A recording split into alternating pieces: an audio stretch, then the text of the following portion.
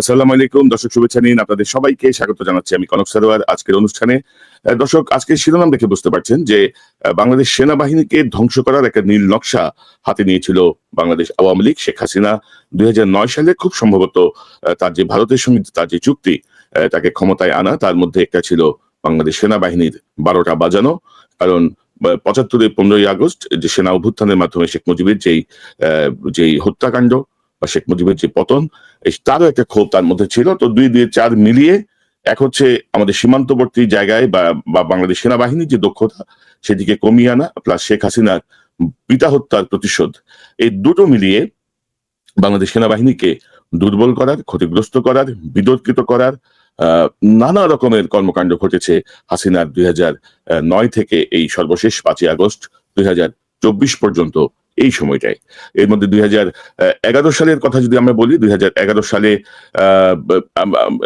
একটি অভ্যুত্থান প্রচেষ্টার নামে ৭৭ জন সেনা কর্মকর্তাকে আসলে ফাঁসি দেওয়া হয়েছিল, বিভিন্নভাবে নির্যাতন চালানো হয়েছিল, যেটিকে আসলে বিডিআর হত্যাকাণ্ডের যে এক্সটেনশন তার সঙ্গে তুলনা করা হয়। বলা হয় যে বিডিআর এর ঘটনায় যারা প্রতিবাদ করেছিল, যারা বিক্ষুব্ধ ছিল, এরকম অনেককে টার্গেট করে করে এই ঘটনার মাধ্যমে ফাঁসানো হয়েছে, তাদেরকে ইসলামিস্ট ট্যাগ দেওয়া হয়েছে, তাদের যে ধর্মকর্ম প্রতি তাদের যে আগ্রহ সেটিকে উগ্র ধর্মীয় চিন্তার বলে সেটিকে প্রচার করার চেষ্টা হয়েছে। আপনারা জানেন যে হাসিনা ছেলে সজীব ওয়াজেদ জয় তার টুইটার পোস্টে দিয়েছিল যে বাংলাদেশ সেনাবাহিনীর ভেতরে উগ্রবাদীরা ঢুকে গেছে। তো এই সবকিছু মিলিয়ে আসলে আজকে আমার সঙ্গে যোগ দিচ্ছেন মেজর সুমন আহমেদ। মেজর সুমন আহমেদ ২০১১ সালের এই যে অভ্যুত্থান প্রচেষ্টা, সেটিকে নিয়ে দীর্ঘদিন ধরে কাজ করছেন এবং তিনি অনেকেই সঙ্গে কথা বলেছেন। তিনি মোটামুটি একটি অনেকটা বলবো যে রিসার্চের মতো করেছেন এই বিষয়টি নিয়ে। আমরা সুমন আহমেদের কাছ থেকে বিস্তারিত শুনবো। সুমন ভাই, আপনাকে স্বাগত জানাচ্ছি আজকের অনুষ্ঠানে। আসসালামু আলাইকুম। ওয়ালাইকুম আসসালাম সুমন ভাই। সুমন, আমি যেটি বলছিলাম, প্রথমে আমি দর্শকদের একটু দেখাতে চাই সেই সময় বিবিসির একটি সংবাদ যে বাংলাদেশে অভ্যুত্থান প্রচেষ্টা নস্যাৎ, এবং তারা ২০ জানুয়ারি ২০১২ সালে এই সংবাদটি প্রকাশ করে এবং বলে যে বাংলাদেশ সেনাবাহিনী বলছে শেখ হাসিনা সরকারকে উৎখাতের ব্যাপারে কিছু কর্মকর্তার এক চেষ্টা নস্যাৎ করা হয়েছে। ঢাকায় সেনা সদর দপ্তরে এক সংবাদ সম্মেলনে সেনাবাহিনীর একজন মুখপাত্র ব্রিগেডিয়ার জেনারেল মাসুদ জাজ্জাক বলেন সেনাবাহিনীর বর্তমান কতিপয় কর্মকর্তা এবং সাবেক কিছু কর্মকর্তা বিশৃঙ্খলা সৃষ্টির চেষ্টা করেছিল। এই হচ্ছে সেই প্রেস কনফারেন্সের ছবি। তো সুমন ভাই, আপনার ফাইন্ডিংসটা কি? আপনার সঙ্গে আমার প্রাথমিক যতটুকু কথা হচ্ছিল তাতে আমরা মোটামুটি বুঝতে পেরেছি যে এটি শেখ হাসিনা, তারিক সিদ্দিক এবং মামুন খালেদ, এই তিনজনের একটি পরিকল্পনা, বলা চলে কি স্টিং অপারেশন, যে অপারেশনগুলো আমরা সচরাচর পশ্চিমা রাষ্ট্রে দেখি। তো এরকম একটি স্টিং অপারেশন তারাই ইনস্টিগেট করেছিলেন, তারাই এই ঘটনাটাকে ঘটিয়েছেন, তারাই ফাঁসিয়েছেন। তো আপনার কাছ থেকে আমরা একটু বিস্তারিত শুনি সুমন ভাই। জি, এই বিস্তারিততে প্রথমে আমি বলে নিব আমার অভিমত মোটা দাগে। তার আগে অ্যাকচুয়ালি কনক ভাই, আমি এখানে ধন্যবাদ জানাতে চাই আমাদের পতিত প্রধানমন্ত্রী স্বৈরাচারী শেখ হাসিনাকে, তার ছেলেকে, এই শুরুতেই। বিকজ আলহামদুলিল্লাহ তার রিসেন্ট যেই বক্তব্য বা অডিও কল, সেটার মাধ্যমে কিন্তু বাংলাদেশের জনগণ এখন জানে যে বিভিন্ন সময়ে যখন আওয়ামী লীগের সরকার ক্ষমতায় ছিল, গুম, হত্যা, ২১শে আগস্টের গ্রেনেড মামলা এবং ২০০৯-এর বিডিআরে যে ৫৭ জন অফিসার এবং বাকি বিডিআর এর জওয়ান সহ আরো সর্বমোট ৭৪ জনকে যে নৃশংসভাবে হত্যা করা হয়, বাস পোড়ানো হয় বিএনপির আমলে, জনগণকে বাসের ভিতরে পুরায় মারা হয়, এই সমস্ত জিনিসগুলো যে একমাত্র শেখ হাসিনার পক্ষেই সম্ভব, সে কিন্তু এই জিনিসগুলো বোঝাই দিছে। সুতরাং আজকে আমরা যখন তার এমন আরেকটা পরিকল্পনা বা কুৎসিত পরিকল্পনা, যেখানে সে সেনাবাহিনীকে শুধু ধ্বংস করে না, এখানে বাংলাদেশের মধ্যে একটা জঙ্গিবাদ মাথাচাড়া দিয়ে উঠতেছে, সেই জিনিসটা প্রুফ করার চেষ্টা করছিল আন্তর্জাতিক মহলে এবং ভারতকে সুবিধা দেওয়ার জন্য। সেটা অ্যাকচুয়ালি আমার মনে হয় আলাপ করাটা আমাদের জন্য খুব সহজ করে দিয়েছেন আমাদের পতিতা প্রধানমন্ত্রী শেখ হাসিনা। ধন্যবাদ আপনাকে বা আপনার যোগ্য ছেলেকে। আর আমি প্রথমে বলে নিই, না, যেখানে বলা হয়েছে ১৯শে জানুয়ারি ২০১২ সংবাদ সম্মেলনে সেনা বাহিনীর পক্ষ থেকে যেটা বলা হয়েছে, তাদেরকে তো সেটা আওয়ামী লীগ এবং শিখাই দিচ্ছে যে এটা বলতে হবে। এখানে কোনো জঙ্গির কোনো ভূমিকা ছিল না, সেনাবাহিনীর ভিতরে কখনো জঙ্গিবাদ ছিল না, এখনো নাই। এবং যেই কুর পরিকল্পনার কথা বলা হয়, যেটা নস্যাৎ করে দেওয়া হয়েছে, এটা বেসিক্যালি অবশ্যই এই ব্যাপারে রিসেন্টলি আমরা একজন সামরিক অফিসারের কিছু বক্তব্য শুনেছি, সেগুলো খুবই গুরুত্বপূর্ণ। এবং আমি প্রথমে বলিনি, সে একজন অত্যন্ত পেশাদার এবং দক্ষ, সৎ, দেশপ্রেমিক অফিসার, মেজর সৈয়দ মোহাম্মদ জিয়াউল হক, ওনার বক্তব্য। সুতরাং উনি যেটা বলেছেন ওনার বক্তব্য হিসেবে আছে এবং ওনারটা মোর অথেন্টিক। বাট আমি এগেইন বলবো, উনি হয়তো একটা ঘরের একটা জানালা থেকে আকাশের যে অংশটুকু দেখা যায় সেই অংশটুকু দেখেছেন। আমার আজকের প্রচেষ্টা হবে বাকি জানালাগুলো ওপেন করে দিয়ে দেখি আমরা সম্পূর্ণ আকাশটা যে কি ছিল তখন, কোন পরিকল্পনা ছিল। তো সেটা বলবো, সামরিক অভ্যুত্থানের কথা যেটা বলা হচ্ছে সেটা ইনফ্যাক্ট ভারতীয় গোয়েন্দা সংস্থার পরিকল্পনা অনুযায়ী শেখ হাসিনার আদেশে তারেক সিদ্দিকী এবং ডিজিএফআই এর জেনারেল মামুন খালেদ এবং তার সাথে আরেকজন অফিসার, তারা বাস্তবায়ন করেন। সেখানে উদ্দেশ্য ছিল তিনটা মোটা দাগে।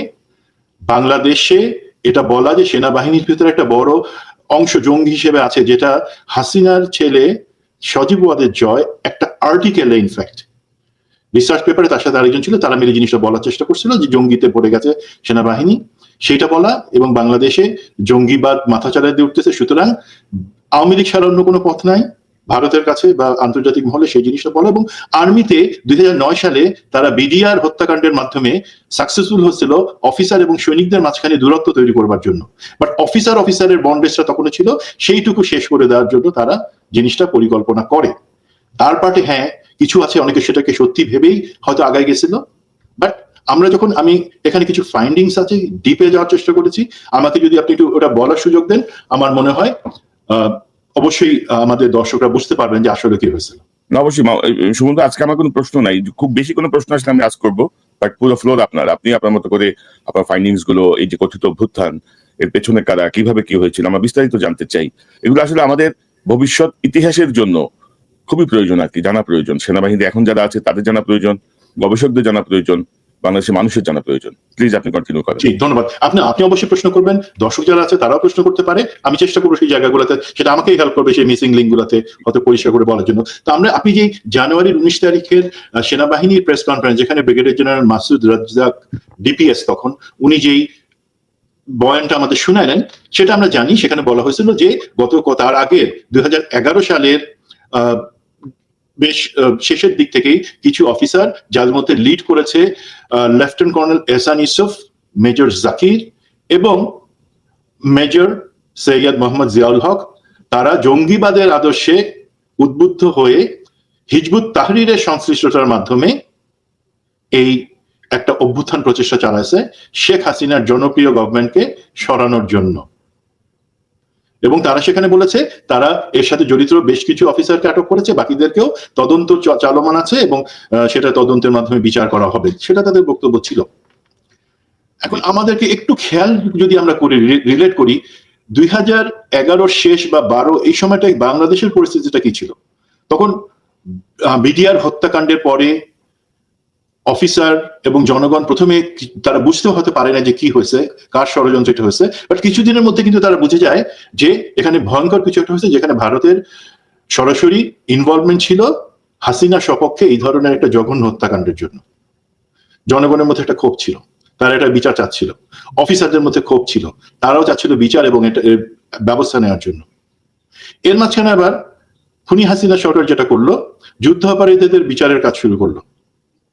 যুদ্ধাপরাধীদের বিচারের সময় শুরুর দিকে এই প্রথম 2 বছর, 11 শেষ বা 12 পর্যন্ত, তারা কিন্তু তেমন কোনো সাপোর্ট পাচ্ছিল না যে এটাকে আগায় নিয়ে যে তারা কোথায় নিয়ে যাবে। তো তাদের তখন একটা দরকার ছিল কিন্তু যে দেশের মধ্যে এমন একটা পরিস্থিতির গল্প শোনানো যে জঙ্গিবাদ আছে, সুতরাং যারা যুদ্ধাপরাধী তাদের সপক্ষে বোধহয় জঙ্গিবাদ শুরু হয়েছে, সুতরাং জঙ্গিবাদ দমন করো এবং যুদ্ধাপরাধীর যাদের আমরা বিচার করতেছি সেটা অবশ্যই করা উচিত, খুব তাড়াতাড়ি করা উচিত এবং তাদের সর্বোচ্চ শাস্তি হওয়া উচিত। এই জায়গাটাতে জিনিসটা, সিচুয়েশনটা ছিল। এখন আমি যেহেতু বলেছি যে না, জঙ্গিবাদ বা সেনাবাহিনীর এই অভ্যুত্থান প্রচেষ্টা সেই জিনিসটা মন গড়া, সেটা বানানোর উদ্দেশ্য নিয়ে, সেজন্য একটু লুক ব্যাক করি আমরা। দেখেন 2004 সালে যদি আমি যাই, সেনাবাহিনীতে কর্মরত দক্ষ একজন অফিসার, মেজর মেজর এহসান ইউসুফ, ওনার প্রমোশন হয় নাই, এবং উনি যেটা কষ্ট পাইছেন, উনি মনে করছেন ওনার মামা যেহেতু মেজর জেনারেল মঞ্জুর, যিনি 1981 সালে সেই শহীদ প্রেসিডেন্ট জিয়াউর রহমান হত্যাকাণ্ডের সাথে যাকে সংশ্লিষ্ট করা হয়, জি সেই কারণে বোধহয় হয় না তার প্রমোশন। তো উনি চাকরি থেকে চলে গেলেন। আর তারপর হলো কি 2007-8 সালে যখন যৌথ বাহিনী বিভিন্ন টাস্কফোর্স তৈরি করে দুর্নীতিপরায়ণ রাজনীতিবিদ, ব্যবসায়ী তাদের বিচার শুরু করলো, সেখানে আমরা আরেকটা চরিত্র দেখতে পাই, মেজর জাকির। উনি সৈয়দ আবুল হোসেন, সেই সেতু দৌড়বিদ এবং সেতুর আবুল হোসেন, এবং আওয়ামী লীগের সাংগঠনিক সম্পাদক বাহাদুর নাসিম, এই দুজনের দুর্নীতির ব্যাপারে তদন্ত করছিলেন এবং অনেকটুকু আগায় গেছিলেন। আর তারপরে আমরা দেখি 2009 সালে প্রথম দিকে আওয়ামী লীগ ক্ষমতা আসবার পরপরই তারা করে কি, ভারতের সাথে একটা মেমোরান্ডাম অফ আন্ডারস্ট্যান্ডিং এ যায়, যেটাতে বলা হয় যে সীমান্ত গোয়েন্দা তথ্য আদান প্রদান চুক্তি। মানে কি, সেখানে বলা হলো যে বাংলাদেশের গোয়েন্দা সংস্থার কিছু লোক দিল্লিতে ভারতের গোয়েন্দা সংস্থার অফিসে যাবে, থাকবে, সেখানে কাজ করবে, এবং সেখান থেকে বাংলাদেশের জন্য গুরুত্বপূর্ণ কিছু তথ্য তারা বাংলাদেশ সরকারের কাছে বা গোয়েন্দা সংস্থার কাছে পাঠাবে। তার বিপরীতে ভারতীয় গোয়েন্দা সংস্থার কিছু লোক আবার আমাদের ডিজিএফআই এনএসআইতে থাকবে এবং সেখান থেকে তথ্য আদান প্রদানে এক দেশ আরেক দেশকে সহায়তা করবে। খুব সুন্দর একটা বাংলা তৈরি করে তারা একটা মেমো করলো। বাট ভিতরে ভিতরে আমরা জানি যে শেখ হাসিনা সরকার কখনই বাংলাদেশের জনগণকে, বাংলাদেশের সেনাবাহিনীকে, বাংলাদেশের কোনো কিছুকে বিশ্বাস করে নাই। তার দরকার ছিল যে না, আমি বাংলাদেশের কাউকে বিশ্বাস করবো না, ভারতীয় গোয়েন্দা সংস্থা এখান থেকে এসে আমাকে আসল খবর জানাবে এবং আমাকে প্রোটেক্ট করবে ভারত।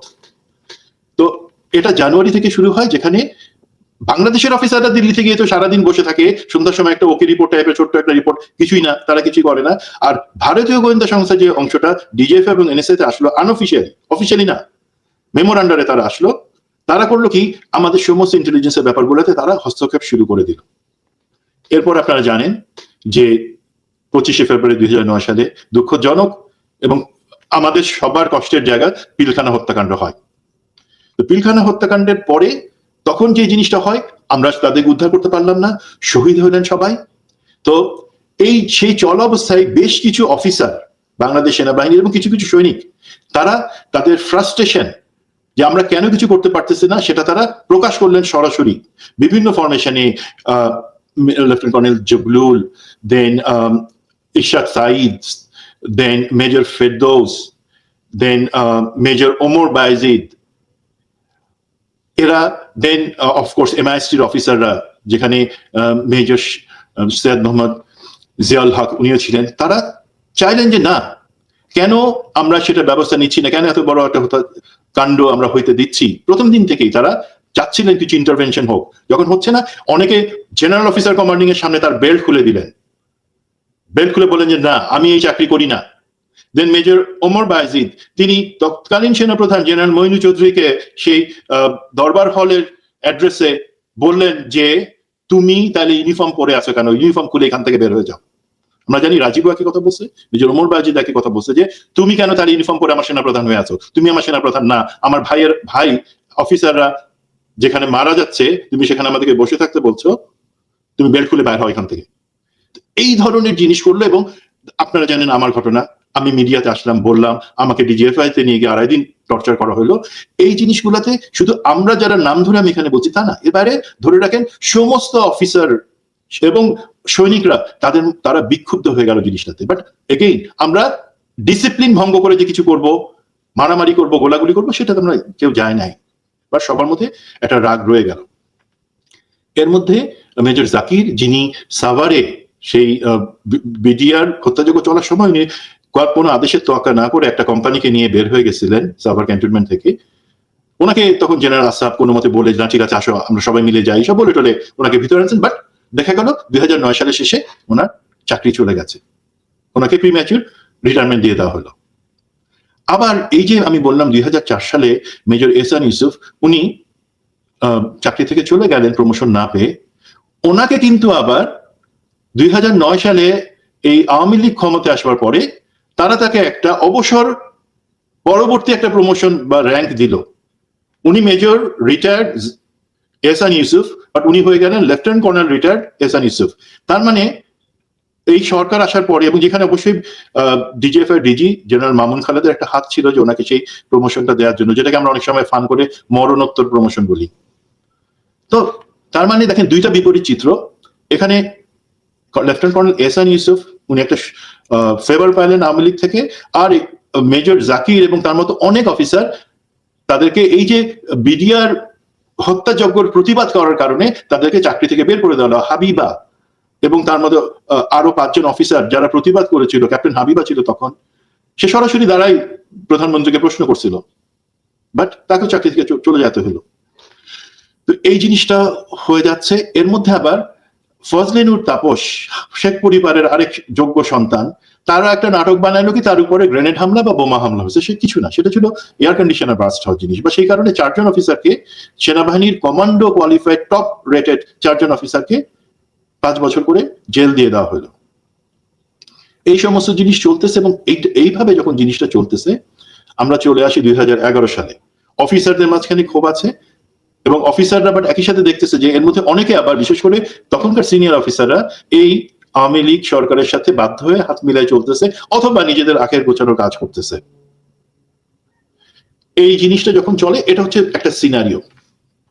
এর মধ্যে 2011 সালের সেপ্টেম্বরে রয়ের যেই প্রধান, তাকে তো তারা বলে সেক্রেটারি, আমরা বলি না হয় রয়ের হেড বা ডিজি, তাকে তারা বলে সেক্রেটারি।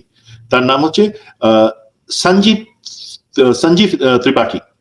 সে সরাসরি সেপ্টেম্বরে পতিত হাসিনার কাছে কল করলো, এবং কল করে সে তাকে বলল যে আমরা একটা আওয়াজ পাচ্ছি যে সেনাবাহিনীর কিছু অফিসার এই বিডিআর বিদ্রোহের যে বিক্ষোভ সেটাকে পুঞ্জীভূত করে কিছু বিভিন্ন গ্রুপে, ব্লগে বিভিন্ন কথাবার্তা বলতেছে, এবং এর মধ্যে তোমার সরকারকে বা আপনার সরকারকে হটানোর কথাও তারা আলাপ করতেছে। তো এইটা নিয়ে আমার যে অ্যাডহক স্টেশন চিফ, মানে ঢাকাতে ডিজিএফআই এবং এনএসআই তে যে রয়ের অফিসার আছে, তারা কিন্তু অফিসিয়ালি এখানে নাই, তারা হচ্ছে ভূত, গোস্ট। কাগজে কলমে তারা কলকাতায় তাদের স্পেশাল অপস যে ব্রাঞ্চ সেখানে আছে, বাট ফিজিক্যালি তারা অ্যাকচুয়ালি এখানে কাজ করতেছে। সেটার যে স্টেশন চিফ ছিল, বলো সেই স্টেশন চিফ আপনার সাথে দেখা করবে এই কি হইতেছে সেটা নিয়ে, এবং আমাদের একটা সাজেশন আছে। তো হাসিনা যেটা করলো, তখন সে তারেক সিদ্দিকীকে আসতে বললো, DGFI DG major general Mamun খালেদকে আসতে বললো। আর মামুন খালেদ উনি আসবার সময় উনি তার বিশ্বস্ত একজন ব্রিগেডিয়ার জেনারেল যে ব্যুরো প্রধান তাকে নিয়ে আসলেন। এখন এইখানে যখন তারা বললো যে এইখানে এই যে মেজর জিয়াউল হক যার কথা আমরা বলছি এবং যার কিছু অডিও আমরা শুনছি, সেই রিলেটেড কিছু জিনিস তারা, তথ্য তারা দিল যে এরা এই ধরনের আলাপ করতেছে। তো হাসিনা তখন বললো যে ডিজিএফআই ডিজিকে বললো যে কি ব্যবস্থা, আমি জানলাম না কেন কি।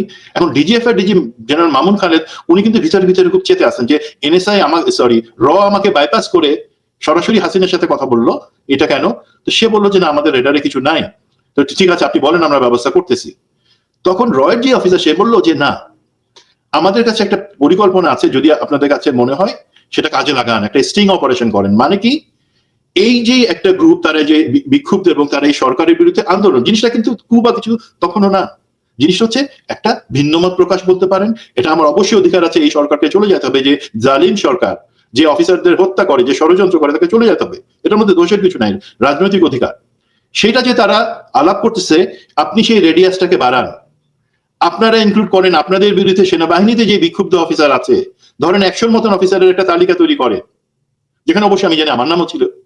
সেই তালিকা তৈরি করে আপনারা একটা স্টিং অপারেশন চালাই, তাদেরকে এর মধ্যে ইনভলভ করেন, অ্যাজ ইফ যেন এই কু বা অভ্যুত্থানের জিনিসটা তারাই চালাচ্ছে। এবং এটার সাথে আপনারা বলবেন জঙ্গিবাদের কথা। জঙ্গিবাদ যে কোনো অর্গানাইজেশন পিক করেন, তার নাম করে চালাবেন যে তারা এবং আর্মির এই বিপদগামী অফিসাররা তারা এই সরকার পতনে ষড়যন্ত্র করতেছে বা করতেছিল। তো তখন আবার জেনারেল মামুন খালেদ উনি যেহেতু এখন ওনার সময় দেখা একটু জাম্প করার, উনিও জানেন, উনি তখন প্রপোজ করলেন যে তাহলে এর মধ্যে আমরা জামাতকে এবং বিএনপিকে আনি, মানে জনাব তারেক রহমান বিএনপির এখন যিনি অ্যাক্টিং চেয়ারম্যান তাকে, এবং জামাতের উনি প্রপোজ করলেন আমির জনাব গোলাম আজমকেও ইনভলভ করার জন্য এই ষড়যন্ত্রের মধ্যে যে তারা ছিল। তো হাসিনা তখন বললো যে গোলাম আজম তো ভিতরে, তাকে কিভাবে জড়াবা? তখন বলা হলো যে ঠিক আছে, তাহলে তার ছেলে ব্রিগেডিয়ার জেনারেল আজমি, তাকে আমরা জড়াই। যখন এই অবস্থা হচ্ছে, তখন মোটামুটি একটা পরিকল্পনা তৈরি হলো তিনটা উদ্দেশ্য হাতে নিয়ে, আমি যেটা আগেই বলছি, বলা হবে আর্মির ভিতরে জঙ্গিবাদ ঢুকে গেছে এবং জঙ্গি সংগঠনের সাথে মিলে আর্মি একটা কূট প্রচেষ্টা চালাচ্ছে। 2 নাম্বার জিনিস যেটা হলো, বলা হবে যে আর্মির ভিতরে শৃঙ্খলা নাই, সুতরাং এই সমস্ত অফিসারকে চাকরি থেকে বাদ দিয়ে দাও। আর 3 নাম্বার হচ্ছে উদ্দেশ্য হবে যে আর্মির অফিসারদের ভিতরে সারা জীবনের জন্য ইউনিটি বা যেটা ট্রাস্ট সেটা নষ্ট করে দেওয়া। এটুকু তো কনক ভাই আমরা সিনারিওটা বুঝতে পারতেছি যে তারা এই আলোচনায় সেপ্টেম্বর 2011 সালের আলোচনায় কি আসলো। দেন ডিজিএফআই কে দায়িত্ব দেওয়া হলো। খুব কম জিনিসটা হচ্ছে স্টিং অপারেশন কি, মানে একটা ঘটনা হালকাভাবে ঘটতেছে সেটাকে কাজে লাগায় গোয়েন্দা সংস্থা করে কি, অন্য তাদের টার্গেটের অন্য সবাইকে সেখানে জড়ায় অ্যাজ ইফ তারাই এটা করতেছিল, সেই ধরনের একটা নাটক সাজায়। এই নাটকের জন্য ধরেন একটা আমার মানে আমি যদি আরেকটু সহজ করে বলি যে ধরেন বিডিআর বিদ্রোহ নিয়ে আমার একটা ক্ষোভ আছে যে আমার কমান্ডিং অফিসার মারা গেছে, আমার কলিগ মারা গেছে, আমার স্যার মারা গেছে, আমি এটা সহ্য করতে পারছি না, আমার কিছু একটা করা দরকার, আমার মনে একটা ক্ষোভ আছে, এই সরকারকে আমি চাই না, এই সরকারকে উৎখাত করতে হবে। তো এই জিনিসটাকে আরো উস্কানি দেওয়া যে হ্যাঁ আমি আছি তোমার সাথে, তুমি আগায় যাও, কি কি করতে হবে বলো, এরকম কিছু করা, একটা কন্ট্রোল ওয়েতে করা, যেখানে আসল সুতাটা নাড়তেছে ডিজিএফআই বা যারা এটা স্টিং অপারেশনটা প্ল্যান করলো তাদের হাতে সুতা, তারা আর ভিতরে যারা প্লে করতেছে তারা কিন্তু জানে না যে অ্যাকচুয়ালি আমরা সুতার পুতুল, আমরা শুধুমাত্র পুতুল, আমাদেরকে নাচাচ্ছে, আমরা বুঝতে পারতেছি না। এবং ইভেন অনেকে কিছু জানে না তাদেরকেও ইনক্লুড করার কথা বলা হয়েছিল। তো এখন ধরেন তারা একটা স্ক্রিপ্ট লিখলো যে ঘটনাটা এইভাবে হবে, এবং যেহেতু কন্ট্রোলড, কোনো কিছু বিপজ্জনক কিছু হবার আগেই মানে সত্যি সত্যি তো কেউ চিন্তা করে ফেলতে পারে, যেটা আমরা মেজর জিয়ার সেই ইন্টারভিউতে শুনেছি। তো তখন সেটাকে সামাল দেওয়ার জন্য সেখানে তখন জিনিসটাকে দেখানো হবে যে আমরা সেটাকে অভ্যুত্থান প্রচেষ্টা নস্যাৎ করে দিলাম। এই গল্প যখন লেখা হলো কিছু চরিত্র ঢুকাইতে হবে, সেই চরিত্রের মধ্যে তারা কি করলো, প্রথমে আনলো আমরা যে কারণে লেফটেন্যান্ট কর্নেল এহসান ইউসুফের কথা বলতেছি, যেহেতু লেফটেন্যান্ট কর্নেল এহসান ইউসুফ কে হেল্প করছিল তার লেফটেন্যান্ট কর্নেল র্যাঙ্ক পাওয়ার জন্য DGFI DG general Mamun Khaled, উনি তাকে বললেন দেখেন সে কত বড় ধূর্ত এবং কত বড় একটা আস্পর্ধার এই জিনিসগুলা হচ্ছে। উনি লেফটেন্যান্ট কর্নেল এহসান ইউসুফকে ডেকে বললেন যে দেখো আমি জানি আমাদের অফিসারদের মধ্যে অনেক ধরনের কষ্ট আছে, আমি নিজেও তো চোখের সামনে থেকে দেখেও কিছু করতে পারি নাই যে পিলখানাতে আমাদের এতজন ব্রাইট অফিসারকে কিভাবে নির্মম ভাবে মেরে ফেলা হলো, অথচ এই সরকার এখনো কিছু ব্যবস্থা নিচ্ছে না। তো আমিও তোমাদের মতন, আমিও বুঝি, কিন্তু আমি তো ধরো সিগন্যাল বোর্ডের অফিসার, ইনফ্যান্ট্রির অফিসার হলে না হয় আমার মধ্যে অতটুকু একটা কমান্ড থাকতো সবার উপরে যে একটা কিছু করার জন্য। তো লেফটেন্যান্ট কর্নেল এহসান ইউসুফ কিন্তু কথা বলতেছে দেখেন ডিজিএফ এর সাথে, কত বড় একটা পজিশন বা কত ক্ষমতাধর একটা লোকের সাথে, তো সে একটু মানে অ্যাপ্রিহেন্সিভ কি করবে না করবে। তখন তাকে বললো যে দেখো একটা কাজ করো, তুমি একজন প্লাটুন কমান্ডার ছিল বিএমএ তে, অনেক ক্যাডেট আছে তোমার যারা এখন অফিসার, তুমি তাদের কাছে একটু রিচ করে একটা স্টাডি করো, করে দেখো রিচ করে সবার মধ্যে কি অসন্তোষ আছে, এবং যদি আমরা এই সরকারের পরিবর্তন করতে চাই বা কিছু চাই তাহলে কি তারা সর্বোচ্চ ত্যাগের জন্য প্রস্তুত কিনা, মানে তারা একটা সামরিক অভ্যুত্থানের দিকে আগাবে কিনা, সেই ধরনের একটা রিসার্চ করে আইডিয়া করে বের করো। তার মানে কর্নেল এহসান ইউসুফকে বলা হলো না যে তুমি কি করো, বলা হলো আগে দেখো গ্রাউন্ডের পরিস্থিতি কি, এবং বলা হলো কর্নেল এহসান ইউসুফকে যে তুমি টাইম টু টাইম প্রতিদিন আমাকে ফিডব্যাক দাও যে কি অবস্থা, কাদের কাদের কতজনের সাথে যোগাযোগ করছো, এই সব কিছু। এবং প্রথমে কিন্তু কোনো লিস্ট দেওয়া হয় নাই। তো কর্নেল এহসান ইউসুফ তার মানে দেখেন উনি অর্ধসত্য জানেন, উনি জানেন যে জেনারেল মামুন খালেদ একটা কু অ্যাটেম্প করতে যাচ্ছে, যেখানে ইনিশিয়ালি তাকে দিয়ে কিছু রিসার্চ করানো হবে এবং আইডেন্টিফাই করা হবে যে কাদের কাদের থেকে হেল্প পাওয়া যেতে পারে। তো এখন এই স্টিং অপারেশনের যে আরেকটা পার্ট সেটা হলো উনি ডিজিএফ এর আর 2 জন অফিসারকে, হ্যাঁ এটা হচ্ছে major general Mamun Khaled DGF এর তৎকালীন ডিজি, তখন মেজর জেনারেল ছিলেন, পরবর্তীতে তার কাজের পুরস্কার হিসেবে উনি লেফটেন্যান্ট জেনারেল উন্নীত হন। তো সেখানে ডিজিএফ এর 2 জন অফিসারকে বলে দেওয়া হলো তুমি তাদের সাথে, তারাও জানে তাদের সাথে অপারেশনটা করবা। এহসান ইউসুফ করলেন কি, ওনার পরিচিত যাদের যাদের কাছে উনি রিচ করতে পারেন তাদের সাথে এমনি কথাবার্তা, কেমন আছো, কি আছো, হ্যাঁ দেশের যে অবস্থা দেখো, আমি চাকরিতে নেই, এই সমস্ত কথাবার্তা উনি বলে যাচ্ছেন। কিন্তু তার মাঝে আমার সাথে উনি আরেকদিন দেখা হলো অক্টোবরের প্রথম বা দ্বিতীয় সপ্তাহে, আমি সিএসজি ক্যান্টনমেন্টে সিএসজি সেখানে জাস্ট শপিং এর জন্য গেছি, কি অবস্থা তোমার প্রমোশন হলো না, এত ব্রাইট অফিসার। আমি বললাম যে স্যার আমার প্রমোশন, আমার র্যাঙ্ক কি লেফটেন্যান্ট কি মেজর কি থাকে, দ্যাট ইজ ইম্পর্টেন্ট, আমি সম্মানের সাথে যে কদিন আছে চাকরি করবো, প্রমোশন আল্লাহ কোথায় কার জন্য রিওয়ার্ডটা রাখছে সেটা উনি ভালো জানেন। তো বললেন না তারপরে দেখো তো তোমার ফোন নাম্বারটা দাও। আমি বললাম যে স্যার আমি তো অফিসের ফোন শুধু ব্যবহার করি, আর আমি পোস্টিং হয়ে গেছে, অ্যাটাচমেন্টে আসবো, আপনি আমার নাম্বারটা দেন, আমি আপনার সাথে যোগাযোগ করে নিব। আমি এইটুকু সতর্ক তখন ছিলাম যে জানেন যে 2009 সাল থেকে আমার পিছনে এই খুনি মেজর জেনারেল জিয়াউল হাসান সে লেগেছিল। তো আমি ফোন নাম্বারটা সাধারণত ইভেন অফিসারদের সাথেও শেয়ার করতাম না। তো দেখেন সে কিন্তু আমার নাম্বারটা পায় নাই, না হলে করলো কি লেফটেন্যান্ট কর্নেল এহসান ইউসুফ, উনি যাদের সাথে যোগাযোগ করছেন তাদেরকে একটা টেক্সট লিভ করতেন যে আছো তো, হ্যাঁ আসো আমরা আলাপ করি, এই ধরনের কথাবার্তা উনি লিভ করতেন টেক্সটের মধ্যে। এর মধ্যে আবার মেজর জাকির, যার চাকরি চলে গেছে because Awami League, say BDR বিদ্রোহের পরপরই সাভার থেকে বের হয়েছিল ট্রুপস নিয়ে, তার চাকরি নেই, কোনো কিছু নেই। কর্নেল এহসান ইউসুফের সাথে দেখা হলো, বললো যে ঠিক আছে তোমার জন্য, তোমাকে আমি একটা চাকরি দিতে পারি, আসো আমার সাথে দেখা করো, এই জায়গায় আসো। তো সে গেল, তাকে মিট করে দিল একজন ব্যবসায়ী যার নাম ইশরাক আহমেদ। উনি একজন মুক্তিযোদ্ধা ছিলেন এবং সরকারের যে ন্যারেটিভটা পরবর্তীতে আর্মি যেটা বলে, আর্মি তো বলছে, এটা তো র আর আওয়ামী লীগ লিখে দিচ্ছে, সেখানে এই মিস্টার ইশরাকের কথা বলা হলো যে উনি বিদেশ থেকে এই কুটাকে ফাইন্যান্স করতে চাইছিলেন। তো মিস্টার ইশরাকের ব্যবসা আছে, সেখানে মেজর জাকিরের একটা চাকরি হয়ে গেল। মেজর জাকির কিন্তু এখন সে সম্ভবত ইউকে তে আছে এবং আপনি দেখবেন সে কিন্তু মানবাধিকার এবং এই সমস্ত, যেহেতু সে সাফার করেছে, সে কিন্তু অনেক বড় বড় প্রচেষ্টা এবং সংগঠনের সাথে আলহামদুলিল্লাহ এখন জড়িত। তো মেজর জাকির তখন সেখানে কাজ শুরু করলো, যায় অফিসে। এর মাঝখানে মেজর জাকির দেখে যে কিছু কিছু লোক আসে চাকরির জন্য বা কিছুর জন্য, কর্নেল ইউসুফ তাদেরকে মিস্টার ইশরাকের সাথে আনেন, এমনি কথাবার্তা হয়, হ্যাঁ দেশ নিয়ে কথাবার্তা হয়, কিভাবে দেশকে ভালো করা যায়, কোনো সামরিক অভ্যুত্থান বা কোনো কিছু নিয়ে কিন্তু কথাবার্তা হচ্ছে না। এই জিনিসটার ফিডব্যাক অক্টোবরের শেষের দিকে, একদম শেষ সপ্তাহে এসে কর্নেল ইউসুফ বললেন যে আমি তো অনেক আগায় নিয়ে আসি, 100 মতন অফিসারের সাথে আমার কথা হয়েছে, তারা আমার সাথে আসবে। কর্নেল ইউসুফ কিন্তু তাকে পুরো জিনিসটা বলছে না যে কোন অফিসারের সাথে অভ্যুত্থান নিয়ে কথা হয় নাই, হাই হাল আলাপ করে সেটাকে নেটওয়ার্ক তৈরি করতেছে। তো আমাকে, তো এর মধ্যে থেকে এদেরকে, তাহলে আপনি আমাকে বলেন যে নেক্সট কি হবে, কুর পরিকল্পনাটা কি।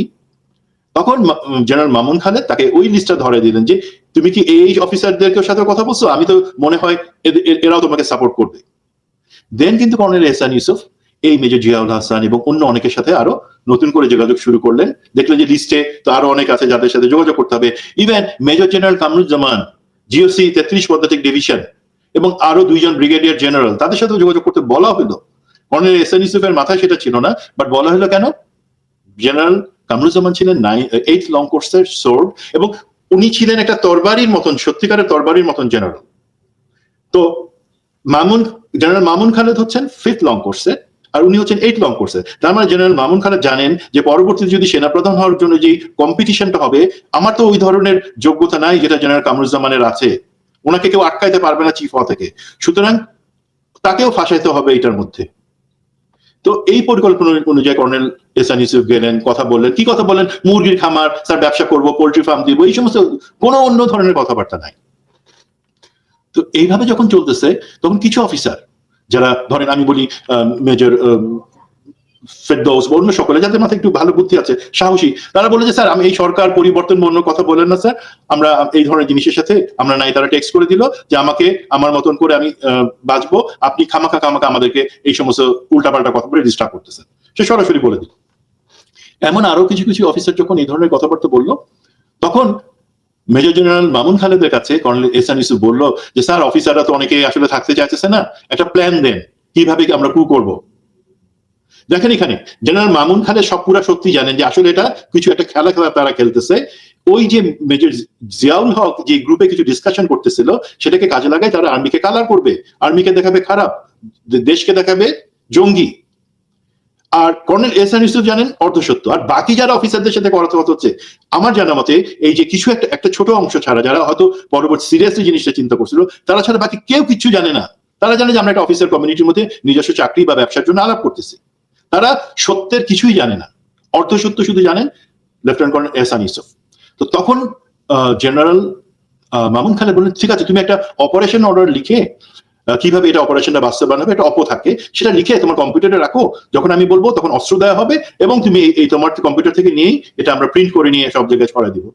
তো কর্নেল এহসান ইউসুফ, ওনার তখনও বোঝা উচিত ছিল যে কোনো দেশে কোনো অভ্যুত্থান কখনো অপারেশন অর্ডার লিখে হয় না। তারপর উনি লিখে কম্পিউটারে রাখলেন, ছোট্ট একটা স্কেলেটন লিখে রাখলেন।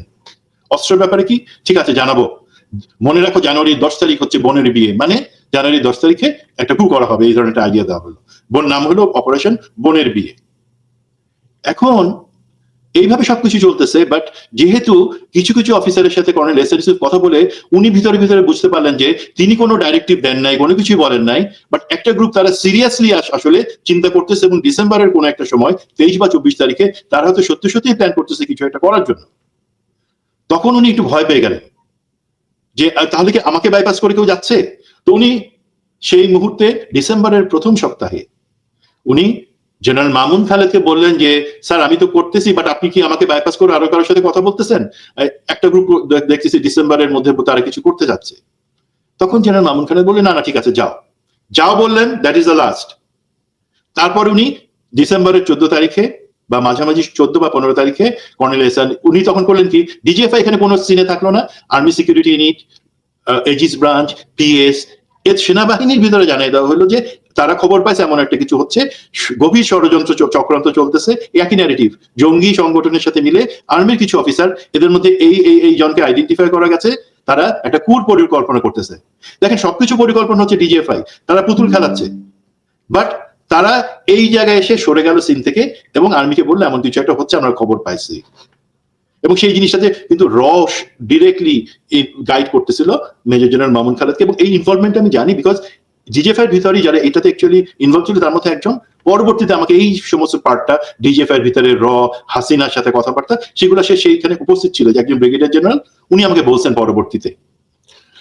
তো ডিসেম্বরের মাঝামাঝি লেফটেন্যান্ট কর্নেল এস এন ইউসুফকে অ্যারেস্ট করা হলো, বাট শো করা হলো না, ওনাকে নিয়ে আসা হলো একটা যে কোনো একটা আয়না ঘরে। আমি ধারণা করে থাকি সেটা টিএফআই, টাস্ক ফোর্স ইন্টেলিজেন্স, যেটা হচ্ছে র্যাবের আন্ডারে। দেন আর 22 বা 23 তারিখের দিকে তারা চেষ্টা করলো মেজর জিয়াউল হককে ধরবার জন্য, ধরে হয়তো রাখতে পারলো না, সে বুদ্ধিমান অফিসার, সে সেখান থেকে পালায় যেতে সক্ষম হলো। আর ডিসেম্বরের 31 তারিখে তারা মেজর জাকিরকে অ্যারেস্ট করলো। তাদেরকে মেজর জাকিরকে রাখা হলো অন্য একটা আয়না ঘরে, কেউ কাউকে জানে না কে কোথায় আছে। তো এইটার পরপরই তারা করলো কি, তাদের কাছ থেকে তারা ফোন সবকিছু চেক করে দেখলো যে কাদের কাদের সাথে তারা এই ধরনের টেক্সট দিছে এবং আলাপ আলোচনা করছে। জেনারেল কামরুজ্জামানের মতন একজন পেশাদার অফিসারকেও তারা ডেকে নিয়ে আসলো, অ্যাটাচ করলো। প্রায় 36 জন অফিসারকে লজিস্টিকের হেডকোয়ার্টার, এবং সেটার জিওসি ছিলেন বা প্রধান ছিলেন ফিফথের আবার জেনারেল রেজানুর, যিনি র্যাবের এডিজি ছিলেন এবং অনেক জঘন্য কাজের সাথে আমরা যার সংশ্লিষ্ট পাই, এবং যিনি একই সাথে জেনারেল মিস্টার বাহাউদ্দিন নাসির আওয়ামী লীগ তার ভাই। তো এই 36 জন অফিসারকে বিভিন্ন ফরমেশন থেকে অ্যাটাচ করে লগেরিয়াতে এনে তারা একটা তদন্ত শুরু করলো। তাদের থাকার জায়গা হলো, যেটা আমরা পরে কর্নেল হাসিন এবং কর্নেল জাইদি তাদের কাছ থেকে জানি, আর্মি সেনা হেডকোয়ার্টার পাশে আর্মি হেডকোয়ার্টারের পুরনো যে মেসটা, সেখানে তাদেরকে কনফাইন করে রাখা হলো। আর বাকি আরো 40 জনের মতন অফিসারদেরকে বিভিন্ন ফরমেশনে অ্যাটাচ করে বলা হলো যে সেখানকার জিওসি বা সেখানকার ফরমেশন কমান্ডার তাদের আন্ডারে তদন্ত করা হোক যে তাদের ইনভলভমেন্ট কি ছিল। এখন দেখেন এই যে অফিসার, এই যে 71 জন অফিসার ছিল ইনিশিয়ালি এবং মিস্টার ইশরাক তাদের টার্গেটে, পরবর্তীতে কয়েক মাস পরে লেফটেন্যান্ট কর্নেল জাইদি এবং কর্নেল হাসিন ওনাদেরকে অ্যাড করে মোট 77 জনকে ভিক্টিমাইজ করা হয় এটাতে। তো তাদের মধ্যে মেইন গ্রুপটা ছিল যারা বিডিআর এর সময় এই শেখ হাসিনা সরকার, আওয়ামী লীগ এবং ভারতে যে হত্যাযজ্ঞ আমাদের সেনা অফিসারদেরকে হত্যা করছে তার প্রতিবাদ করছিল এবং সেটার বিচারের জন্য বলিষ্ঠ কণ্ঠ ছিল তাদেরকে। আবার মেজর ফেরদৌসের মতন অফিসার যারা জেনারেল আজমির উপর যে অত্যাচার হচ্ছে বা পলিটিক্যাল জিনিসগুলাতে নোংরামি খেলা হচ্ছে সেগুলোর প্রতিবাদ করছিল সরাসরি। আরেকটা অংশ ছিল যারা দেশে সত্যিকারের সুশাসন চাচ্ছিল। এই ধরনের অফিসার যারা আইডেন্টিফাইড তাদেরকে তারা আলাদা করে ফেললো কিসের নামে, যেখানে একটা বলা হচ্ছে জঙ্গিবাদের সাথে মিলে একটা কু করতেছে আওয়ামী লীগের সেনাবাহিনীর হার্ডলাইনাররা। তো এই জিনিসটা তাদেরকে যখন আনা হইলো লগেরিয়াতে, আর প্রডিউস করা হয়নি তাদেরকে, lieutenant colonel Yusuf, major Zakir এদেরকে রেখে দিল, জানাইলো না যে তাদেরকে আটক করা হয়েছে। বাকি অফিসারদেরকে প্রেশার দেওয়া হলো, বলা হলো যে দেখেন এখানে ডিজিএফআই কিন্তু আর সিনে নাই, সব কাজ করতেছে আর্মির যে বিভিন্ন তদন্ত কমিটি তারা করতেছে, কোর্ট অফ ইনকোয়ারি হচ্ছে, তারপর সামারি কোর্ট মার্শাল হবে। তারা তো কিছুই জানে না, তারা মনে করছে যে গল্পটা শুনছে সেটাই বোধহয় সত্যি, বাট তারা আস্তে আস্তে বুঝতে পারতেছে যে কোনো কিছু মিলতেছে না, যে জিনিস বলা হয়েছে ডিজিএফআই থেকে কোনো জিনিস মিলতেছে না, যে এখানে অ্যাকচুয়ালি তারা সত্যি কু করতে চাইছিল। এবং এর মধ্যে সেই অফিসারদেরকে বলা হলো তোমরা কি জিয়ার সাথে যোগাযোগ করছো, তোমাদেরকে কি জনাব তারেক রহমান সে কি কোনো নির্দেশনা দিছিল কিনা, অথবা ব্রিগেডিয়ার জেনারেল আজমির সাথে তোমাদের কতদিন মিটিং হয়েছে, এগুলো বলে দাও, এই দুজনকে ফাঁসায় দাও, তোমাদের সবাইকে আমরা রাজসাক্ষী হিসেবে বিবেচনায় এনে তোমাদেরকে শুধুমাত্র সতর্কীকরণ করে ছেড়ে দেওয়া হবে।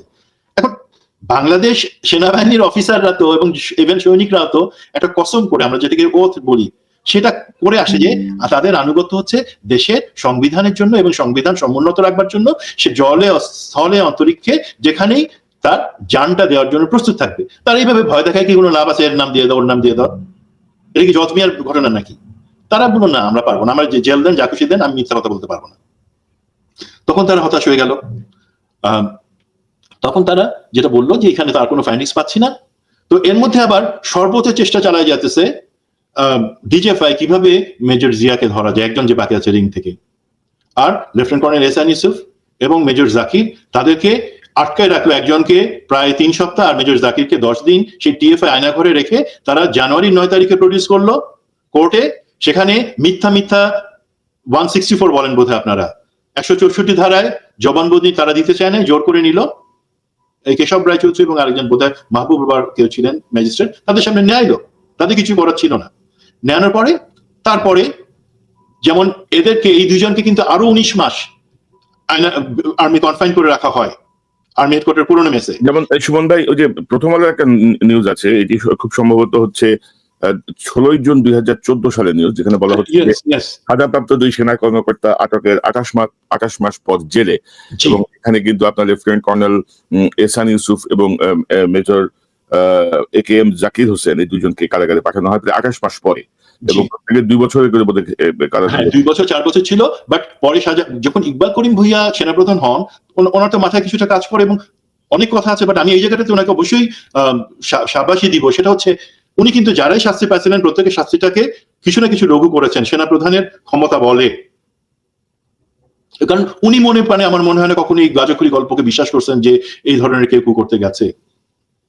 এখন যে প্রশ্নটা আসতে পারে যে আমি বলতেছি যে এখানে বা কিছু হয় নাই, বাট অন্য দিক থেকে কিছু শব্দ যে হ্যাঁ অভ্যুত্থান প্রচেষ্টা হয়েছিল, প্রত্যেকের পার্সপেক্টিভ থেকে বলতেছে। অবশ্যই দেখেন, বাট আপনি ধরেন এটাকে প্ররোচিত যারা ইভেন সত্যিকারের যদি কেউ সরকার পরিবর্তন করতে চায় সশস্ত্র অভ্যুত্থানের মাধ্যমে, 2টা প্রশ্ন এখানে, তাদের কাছে কি অস্ত্র ছিল, তাদের কাছে কি সৈনিক ছিল? এসব তো কিছু একটা অভ্যুত্থানের যে 2টা মূল উপাদান। দেন হচ্ছে আপনি একটা গল্প সাজায় তাদেরকে বললেন যে অ্যাকচুয়ালি এই জিনিসটা করো, তাদের হয়তো ওই পর্যন্ত যাওয়ার ইচ্ছাই ছিল না। তারা হয়তো একটা নিয়মতান্ত্রিক আন্দোলনের কথা চিন্তা করতেছিলেন, যে অ্যাওয়ারনেস, বা তাদেরকে ডিজিএফআই করলো কি পুশ করে ওই জায়গায় নিয়ে গেল। ওই ছোট গ্রুপটার কথা বলতেছি যারা বলতেছে যে তারা অভ্যুত্থানের জন্য, তাদেরকে পুশ করে সেখানে নেওয়া হয়েছে, বলা হয়েছে যে হ্যাঁ আর্মির বড় অংশ আছে সাথে, এরা আছে, আমরা আলাপ করতেছি, করবো। বাট সেটার জন্য তো আপনি তাদেরকে দায়ী করতে পারেন না। প্রথম কথা, কেউ জঙ্গি ছিল না, জঙ্গিবাদ আর্মিতে ছিল না, ভবিষ্যতে থাকবে না ইনশাল্লাহ।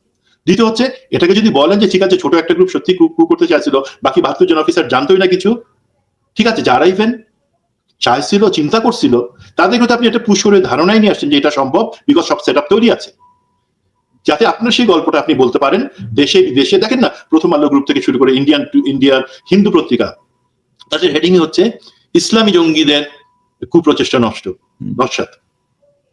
জেনারেল তারেক রহমান এবং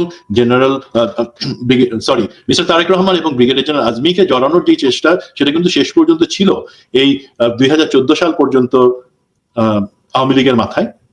বাট পরে কিছু বিদেশি রাষ্ট্র তারা এটা খাবে না বলে, বিশেষ করে সৌদি আরব পরিষ্কারভাবে বলে দেয় আমরা এই ধরনের কোনো গল্প তোমাদের কাছ থেকে খাবো না, প্লিজ এটা করো না। তো এইটুকু ছিল যে ওভারঅল ওইখানে কি হয়েছে। আমি আপনাকে যদি একটু সুযোগ দেন, আমি কিছু পয়েন্ট নোট করে রাখছিলাম। এখন পানিশমেন্ট যেটা হচ্ছে সেটার দিকে যদি আমি তাকাই, সেটা হচ্ছে এখানে কিন্তু যেই সমস্ত অফিসারদেরকে ওই 2 জন লেফটেন্যান্ট কর্নেল এহসান ইউসুফ এবং মেজর জাকির, তাদের বাদে কিন্তু বাকিদের কারো জেল বা এই ধরনের কিছু হয় নাই। মেজর মোহাম্মদ সৈয়দ জিয়াউল হকের কোনো বিচার বা পানিশমেন্ট হয় নাই, বিকজ আর্মি সেনাবাহিনীতে কোর্ট মার্শাল আপনি করতে পারেন না যদি ইন অ্যাবসেন্সিয়া থাকে, অনুপস্থিত হতে পারেন না, তো সেই কারণে হয় নাই। এবং রাইটলি আমি বিশ্বাস করি বর্তমান সরকার বা ভবিষ্যৎ সরকার তারা জিনিসটা বিবেচনা করবেন যে তার এখানে অ্যাকচুয়ালি কোনো কোর্ট অফ ইনকোয়ারি বা কোনো নতুন করে প্রসেস করার দরকার নাই, যেখানে কোনো এই ধরনের কিছু হয় নাই সেখানে এটা দরকার নাই, এবং সে জঙ্গিও না। আর বাকিদেরকে যেটা করা হয়, বেশিরভাগ অফিসারকে সিনিয়রিটি 3 থেকে 5 বছর সিনিয়রিটি ডাউন, মানে সিনিয়রিটি ডাউন মানে তো তার ক্যারিয়ার শেষ, বাকি কাউকে কাউকে অকালীন অবসর দেওয়া হয়। Surprisingly lieutenant colonel Ehsan Yusuf উনি জেল থেকে বের হওয়ার পরে কিন্তু এই আওয়ামী লীগ সরকারের আমলেই সেনানিবাসের অভ্যন্তরে বিভিন্ন ডিওএইচএস এ ঠিকাদারি কাজ করবার জন্য বা কনস্ট্রাকশন বা ডেভেলপার ফার্ম যেটা বলি, সেটার একটা কোম্পানি করেন এবং সেটা লাইসেন্সও পান। সাধারণত আমরা দেখি এই ধরনের ক্ষেত্রে যাদের বিরুদ্ধে এই ধরনের অভিযোগ বা ইভেন শাস্তি হয়, তারা পিএনজি বা পার্সোনা নন গ্রাটা, আরো সহজভাবে বাংলায় অবাঞ্ছিত ব্যক্তি, ক্যান্টনমেন্টের ভিতরে ঘোষণা করা হয়। বাট ওনার ক্ষেত্রে আমরা একটু ব্যত্যয় দেখতেছি। এটার কারণ কি এটা যে জেনারেল মামুন খালে চিন্তা করলেন না আমি তো এর বেশি করে ফাঁসাই ফেলছি, এর মাধ্যমে এর একটু মানে আসলে তো কর্নেল এহসান ইউসুফ এইভাবে সবাইকে জোগাড় না করলে, ভুল কোনো ধারণা না দিয়ে, এই ভিতরে একটা গেম না খেললে আমার পক্ষে এত বড় এজেন্ডা বাস্তবায়ন সম্ভব হতো না আমার প্রভু আওয়ামী লীগের পক্ষ থেকে, তো একে একটু পুরস্কার দিয়ে দিই, এটা করি। একটা কনসেপ্ট। আরেকটা কনসেপ্ট যেটা আমি বিশ্বাস করতে চাই না, বাট কর্নেল এহসান ইউসুফের যদি সুযোগ থাকে রিপিট করতে পারেন। কর্নেল এহসান ইউসুফ স্যার, আপনি কি কোনোভাবে এটা জিনিসটা আসল জিনিসটা জানতেন এবং আপনার মুখ বন্ধ রাখবার জন্য আপনাকে এই পুরস্কার দেওয়া হচ্ছে? My question. বিকজ বাকি যেই অফিসার 71 জন, আলহামদুলিল্লাহ তাদের মধ্যে থেকে হয়তো 1-2 জন বাদে সবার সাথে আমার এই 12 বছরে কথা হয়েছে, কিন্তু আমি সবার সাথে কথা বলছি আলহামদুলিল্লাহ। একজন বাকি ছিল, তার সাথে আমি 2 দিন আগে কথা বলে নিছি। মেজর জিয়াউল হকের সাথে কথা বলা সম্ভব না, বিকজ সে কোথায় আছে কেউ জানে না, বাট আলহামদুলিল্লাহ সেই জীবিত আছে।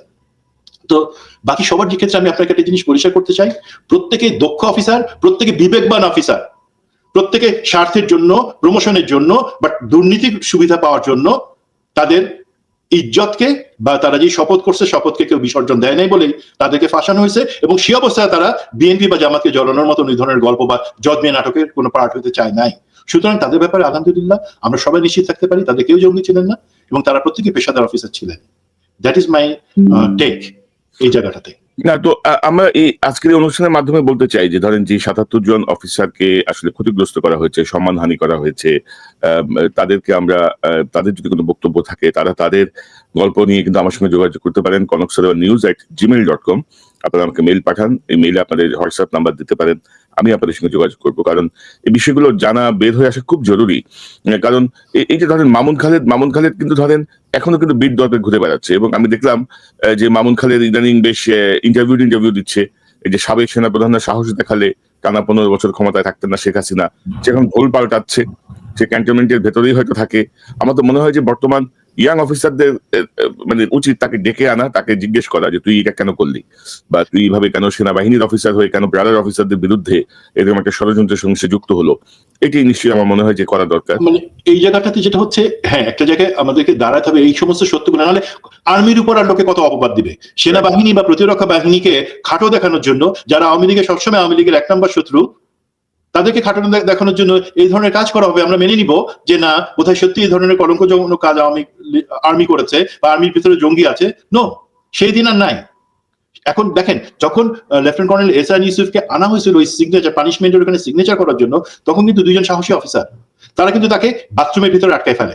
বলার মধ্যে ওই যে টাওয়েল থাকে বাথরুমে, সেটা পেঁচাই দিয়ে বলে যে স্যার আপনি কেন আমাদেরকে এই ধরনের, এখন এত গল্প শুনতেছি, আপনি কেন এইসব কোনো কিছু না বলে আমাদেরকে এর মধ্যে ফাঁসাইছেন। তখন সে 2টা কথা বলছিল যে বড় বিল্ডিং এর বড় মিয়া আমাকে দিয়ে এটা করাইছে, 1 নাম্বার জিনিস। আর 2 নাম্বার বললো আমার শুধু বলছিল সময় সময় জানানো হবে, অস্ত্র পরে দেওয়া হবে, এই জিনিসটা সে তখন স্বীকার করে। এবং যেটা আমি অ্যাকচুয়ালি সেইটার উপর ভিত্তি করে আমি পরবর্তীতে কিন্তু এই ডিজিএফ এর যে ব্রিগেডিয়ার জেনারেল, তৎকালীন ব্রিগেডিয়ার জেনারেল আমাকে হেল্প করেছেন এই পুরো জিনিস ভিতরের সেটিংটা জানার জন্য, তার কাছে আমি রিচ করি এবং আমি জিনিসটা জানতে পারি। তো এটা চলতে দেওয়া যায় না। অফিসারদের সাহস করে প্রশ্ন করতে হবে, জানতে হবে। আমি বলি না যে সবার গলায় একটা টাওয়াল পেঁচাইতে হবে, বাট ডেকে এনে জানতে হবে যে কেন তোমরা আওয়ামী লীগ ভারতীয় গোয়েন্দা সংস্থার চাকর হয়ে এই সমস্ত বেইজ্জতি কাজ করেছো। এবং ধরেন বিডিআর এর কথা চিন্তা করেন, যে সেটা তো শুধু বেইজ্জতি করে না, মেরে ফেলা, সেগুলো জবাব চাইতে হবে আমাদেরকে। এবং আমার বিশ্বাস আপনার প্রোগ্রামে অবশ্যই যদি সুযোগ থাকে, কর্নেল এহসান ইউসুফ, দেন মেজর জাকির এবং মেজর জিয়াউল হক, তারা অবশ্যই আসবেন, আমার আশা আছে। জি, আপনি জানেন সুমন ভাই, ইতিমধ্যে মেজর জিয়াউল হক কিন্তু জুলকারনাইন সাইদের সাথে একটি অডিও ইন্টারভিউ দিয়েছেন বেশ কয়েকটা কিস্তিতে। তো আমার এখানে আমি যারা আসবেন আমি আহ্বান করবো যে তাদেরকে অবশ্যই ভিডিও ইন্টারভিউতে আসতে হবে। তারা যদি মনে করেন যে তারা তাদের চেহারা দেখাতে চান না বা পরিচিত হয়ে যাবেন এখন যেখানে আছেন, আমি চেহারা ব্লক করে দিব, কিন্তু আমার সন্তুষ্ট হইতে হবে যে আমি রাইট পার্সনের সঙ্গে কথা বলছি। মানে অডিও ইন্টারভিউতে আসলে মানে রাইট পার্সন না রং পার্সন সেটি আইডেন্টিফাই করা খুব মুশকিল। তো সেই আস্থা আমার উপর রাখতে হবে। আমি আপনার চেহারা প্রয়োজন ব্লার করে দেবো, কিন্তু ভিডিও ইন্টারভিউতেই আসতে হবে। আর সুমন ভাই, এই যে মামুন খালেদ, তার কি করা যায়? তার ব্যাপারে কি সরকারের কোনো পদক্ষেপ নেওয়া উচিত না? যে এত বড় একটা সর্বনাশ করলো সেনাবাহিনীর, দেশে বিদেশে, সে এখনো ঘুরে বেড়াচ্ছে, পত্রিকা ইন্টারভিউ দিচ্ছে। আমার তো মনে হয় যে সেনাবাহিনী হোক, পুলিশ হোক, ডিবি হোক, সরকার হোক, কোনো একটা জায়গা থেকে তাকে আটকানো উচিত, তাকে বিচারের মুখোমুখি করা উচিত। আমার মনে হয় এই জায়গাটাতে আমাদের বর্তমান অন্তর্বর্তীকালীন সরকারকে পদক্ষেপ নিতে হবে। তাদেরকে বুঝতে হবে যে তার এত বড় এই সময়, ইতিহাসে এই যে জাঞ্চারটাতে আমরা আছি, এত বড় সাপোর্ট এবং এত বড় সুযোগ আর কখনো পাওয়া যাবে না এই ধরনের খারাপ জিনিসকে নির্মূল করার জন্য। তাদেরকে যিনি সেনাবাহিনী থেকে অবসরপ্রাপ্ত, হ্যাঁ, সেনা আইন অনুযায়ী তাকে তার বিরুদ্ধে হয়তো ব্যবস্থা নেওয়া যায়, কিন্তু সেটাও কিন্তু শুধুমাত্র হত্যা, এই ধরনের প্রচেষ্টার ক্ষেত্রে 3টা জায়গায়। বাকি কোনো কিছু করতে হলে বেসামরিক প্রশাসনকে সেটা করতে হবে। এবং আমি আশা করব, আমি যেটা বলছি সেটা হয়তো পুরো আকাশ আমি দেখতে পাচ্ছি, এর বাদে আরো 7টা আসমান আছে, আমি জানি না, সেগুলো আনার্ট হবে। সেই কারণে বাট হলো কি, আসলে অনেক ভাই আমরা অনেক পিছিয়ে পড়ছি। আমাকে যদি 2টা মিনিট সময় দেন। জি। জেনারেল ওয়াকার, উনি তো আমার সাথে, আমরা দুজনেই তো একসাথে স্কুল অফ ইন্টারিম এন্ড ট্যাকটিক্সে ডাইরেক্টিং স্টাফ হিসেবে ছাত্র অফিসারদেরকে রণকৌশল শিখাইতাম। আমি খুব একদম লো লেভেলে বলতেছি, আমার তো আপনার মতো অত জ্ঞান হয় নাই ওই পর্যন্ত পড়াশোনা করে যাওয়ার জন্য, অতগুলো কোর্স করার জন্য। বাট আপনি তো একই জিনিস শিখাইছি। বেসিকটা হচ্ছে কি, আমরা যখন কোনো একটা এলাকাকে শত্রু মুক্ত করি, তখন সেই এলাকাটা আমি করি কি, সেই এলাকাতে শত্রুকে সরাই, দেন আমরা মপ আপ করি, শত্রু কোথাও লুকে আছে কিনা ভিতরে সেটা। ধরেন আপনি চিন্তা করেন জাস্ট গুলিস্তান এলাকা, জাস্ট আমি এক্সাম্পল দিয়ে বলছি, এটা অ্যানালজির জন্য।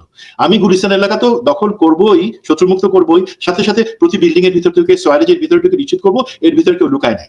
তার থেকেও যে ইম্পর্টেন্ট জিনিসটা হচ্ছে, আমাকে রিঅর্গানাইজেশন ফেস করতে হবে। আপনি তো স্যার বলতেন যে একটা অ্যাটাকের থেকে ইম্পর্টেন্ট হচ্ছে রিঅর্গ ফেজ, মানে কি, সেখানে আমি চারপাশে আরো কিছু দূর আগাই যাব, যাতে শত্রু আমাকে যে প্রতি হামলা বা যে প্রতি আক্রমণ করতে চায় সেটার ব্যাপারে আমি নলেজ পাবো, এবং সেটা সময় মতো প্রতিহত করবার জন্য আমরা যতটুকু জায়গা পুনরুদ্ধার বা উদ্ধার করেছি সেটা ঠিক রাখবার জন্য আমাকে সামনে আগে গিয়ে সেইটুকু মোকাবেলা করার প্রস্তুতি থাকতে হবে। এটা হচ্ছে প্রথম কাজ, যে আমার সৈনিকের কপালের ঘাম বুট পর্যন্ত আসবার আগে, যেটা আমরা বাংলায় বলতাম সৈনিকদেরকে, তোমার কপালের ঘাম তোমার বুটে আসবার আগে তুমি 1 মাইল সামনে আরো আগায় যাবা, সেখানে তোমার নতুন প্রতিরক্ষা অবস্থান নিবা। তো কি হইলো, একই কথা তো আপনি তো এই আন্দোলনের 3 থেকে 5 তারিখ পর্যন্ত তাদের সাথে ছিলেন। অনেক হয়তো বিভ্রান্ত ছিল, আপনার তো সুযোগ ছিল বলা, ভাই আমাদের কাজ শেষ হয় নাই, এখন ইমিডিয়েটলি যেটা করতে হবে আমাদের রিঅর্গানাইজ করতে হবে। আমি খুব ছোট্ট ট্যাকটিক্যাল ভাষায় বলতেছি, আমার বিশ্বাস দর্শকরা সেটা বুঝতে পারবেন। রিঅর্গানাইজেশনের মধ্যে অনেক কিছুই থাকে, পরিচ্ছন্ন বা অন্য কিছু আগানো, কিছু জঞ্জাল সরানো। বাট আমাকে সেই রিঅর্গ কোথায় গেল স্যার? রিঅর্গের একটা পার্ট কি হতে পারতো, যারা এই শেখ হাসিনার গুম খুনের সাথে, সে তো নিজের মুখেই বলে এখন খুন করবার জন্য, পোড়ায় দেওয়ার জন্য, 2টা শব্দ জানি, তো তার সাথে যারা জড়িত তাদেরকে ইমিডিয়েটলি বিচারের আওতায় আনা, সে সরকারের বা সেনাবাহিনী বা যে কোনো বাহিনীর, পুলিশের যেই পর্যায়ে আছে না কেন, তাকে নেমে এনে তার বসির সাথে সাথে বিচার শুরু করে দেওয়া। প্রশাসনে সে আমূল পরিবর্তন আনা, যাতে তথ্যের অবাধ প্রবাহটা থাকে, আমরা আসল জিনিসটা জানতে পারি। যেটা আমরা করি লিসেনিং পোস্ট, এলপিওপি এইসব সামনে পাঠাই দিয়ে এয়ার রেকগনাইসেন্স করে শত্রু কত দূরে আছে আমি দেখবো, সে আসছে নাকি আবার আমার দিকে, সেটা আমি আগে থাকতে জানতে পারবো। সেই জিনিসগুলোর জন্য তো আপনার সঠিক জায়গায় সঠিক লোক বসানোর দরকার ছিল। এবং যারা জালেম সরকারকে সাথী হয়েছিল, চাটুকার ছিল, কোনো প্রশ্ন ছাড়া সবাইকে বাদ দেওয়া। এবং রিঅর্গের তখন কমপ্লিট হবে যখন আমি বলবো আমার সংস্কার, এবং সেই ক্ষেত্রে যেই মূল বা ইমিডিয়েট দাবি ছিল সেই দাবিগুলো আমি পূরণ করে সামনে আগাচ্ছি। ছাত্র জনতা, পলিটিক্যাল কনসার্নস সবকিছুই আপনাদের ফেভারে ছিল, কেন করেন নাই রিঅর্গ? এখন আপনি স্টিচ ইন টাইম সেভস 9, বাংলায় যেটা বলে সময়ের 1 ফোঁট অসময়ের 10 ফোঁট। এখন এত দেরি হয়ে যাচ্ছে, আপনি একে তো এখন 10টা ফোঁট দেওয়া লাগবে, যেখানে প্রথমে সেখানে 1 ফোঁট দিলে কাজ হয়ে যেত। সরকারকেও বলি, কেন আপনারা সেটা এখনো শক্ত হাতে করতেছেন না? এরপরে তো 100 ফোঁট আপনার দরকার হবে। এবং আপনি দেখেন না যে বিডিআর এর বিচারটা নিয়ে তারা এখনো 3 মাসে কোনো সিদ্ধান্ত নিতে পারেনি, কি করবে এই ক্ষেত্রে আমি অবশ্যই বলবো। এবং জেনারেল জাহাঙ্গীর, উনি কিন্তু শেষ পর্যন্ত, আমি হয়তো বলতে পারি নাই, উনি জানাইছেন এবং ওয়াদা করেছেন যে উনি সেটার ব্যাপারে আগাতে চান। বাট আমার তারপরে যখন আগাচ্ছে না, আমি একজনকে আবার তার কাছে পাঠালাম, উনি সে বললো যে চেষ্টা করে যাচ্ছে বোধহয় উনি, বাট সমস্যা হয়ে যাচ্ছে প্রশাসনে ক্ষমতাধর, আমরা যদি উপদেষ্টাকেও বলি এখন, তাদের সেই একজন, তার কাছে উনি বলছেন যে না, আগে এই বিচার হতে হবে, তারপর সেইটা হবে। সেই বিচার কমপ্লিট করতে তো 3 বছর লেগে যাবে, তারপরে বিডিআর হত্যাকাণ্ডের বিচার হবে। আপনি না হয় সব থেকে ক্ষমতাধর উপদেষ্টা, কোন উপদেষ্টা এটা বলে ল অ্যাডভাইজার? জি, উনি এক্সপ্রেস করেছেন। আসিফ নজরুল এত পণ্ডিতি করার দরকারটা কি সব বিষয় নিয়ে? আসিফ নজরুল কি জানে না বিডিআর এর হত্যাকাণ্ডটা কত বর্বরচিত হত্যাকাণ্ড? এবং আমাদের আমি কম্পেয়ার করবো না যে আমাদের এখানে যে 1400 জিনিস তো স্ফুলিঙ্গতা সেটা থেকে আসছে। মানে হাসিনার প্রথম এজেন্ডা ছিল বিডিআর অভ্যুত্থানের মাধ্যমে বা বিদ্রোহের মাধ্যমে এই 57 জন সেনা অফিসারকে হত্যা করে পার্শ্ববর্তী রাষ্ট্রকে খুশি করা। তো সেটা দিয়েই তো এই অন্তর্বর্তীকালীন সরকারের কার্যক্রম শুরু হওয়ার কথা। তো আসিফ নজরুল এত পণ্ডিতি করতেছে কেন এটাই তো বুঝি না। আমার মনে হয় আসলে ভাই এগুলার অন্য কোনো বিষয় আছে, হয়তো বিহাইন্ড দ্য সিন অন্য বিষয় কাজ করতেছে, তাদের হয়তো কোনো অব্লিগেশন তৈরি হয়েছে, তারা হয়তো কোনো জায়গায় ধরা পড়েছে কোনো কিছুতে, না হলে এসব হওয়ার কোনো যুক্তিসঙ্গত কারণ নাই। তো সুমন ভাই, আমার মনে হয় যে আপনারা আপনাদের চাপ অব্যাহত রাখবেন। পাশাপাশি আমি আবারও আহ্বান জানাবো, যারা এই 77 জন সেনা কর্মকর্তার মধ্যে যারা আমার সঙ্গে কথা বলতে চান, দয়া করে আপনারা যোগাযোগ করতে পারেন। আপনাদের জন্য আমাদের চ্যানেলের সকল সময় যতটুকু আপনারা বলতে চান ততটুকু আপনারা ফ্রিলি বলতে পারবেন। আপনারা যোগাযোগ করতে পারেন konoksaronews@gmail.com এই ইমেইলে আপনারা মেল পাঠাতে পারেন। পাশাপাশি মামুন খালেদ যেন দেশ থেকে পালাতে না পারে এই ব্যাপারে আমি মনে করি ডিজিএফআই, এনএসআই আর অন্যান্য ইউনিট, পুলিশ, র্যাব এদের ব্যাপারে এদের একটি নজরদারি বাড়ানো দরকার। কারণ সেনাবাহিনীর যে সম্মানহানি, মানে একে ভুয়া স্টিং অপারেশনের মাধ্যমে বাংলাদেশ সেনাবাহিনীর যে সম্মানহানি, আমার মনে হয় যে এটাই তার বিরুদ্ধে একটা প্রথম একটা অভিযোগ আনা উচিত। পাশাপাশি অন্যান্য অভিযোগ তো থাকবেই। আপনার শেষ মন্তব্য শুনতে চাই সুমন ভাই। আমাদের প্রতি পর্যায়ে আসলে জুনিয়র লিডারশিপ, সেটা সেনাবাহিনী হোক, সেটা সরকারের ভিতর এবং রাজনৈতিক দলের ভিতরে হোক, আমার মনে হয় জুনিয়র লিডারশিপের কথাগুলো একটু আমাদের শুনলে পরে আমরা ভালো করবো। এক নম্বর, আমি জুনিয়র লিডারশিপকে প্রথম কথা বলতে চাই, প্লিজ, আমাদের দেশে কখনো জঙ্গিবাদ ছিল না, কখনো ইনশাল্লাহ হবে না।